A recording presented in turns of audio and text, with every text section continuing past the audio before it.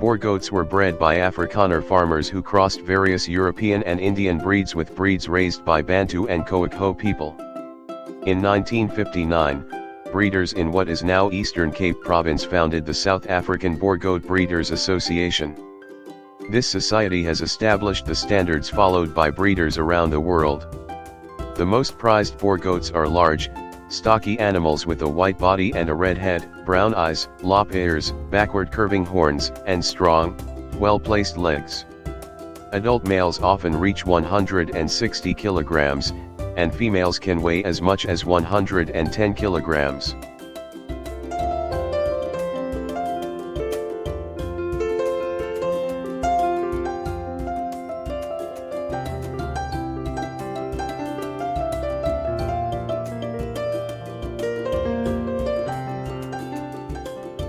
Hope you like this video. Share this video with all friends and don't forget to subscribe.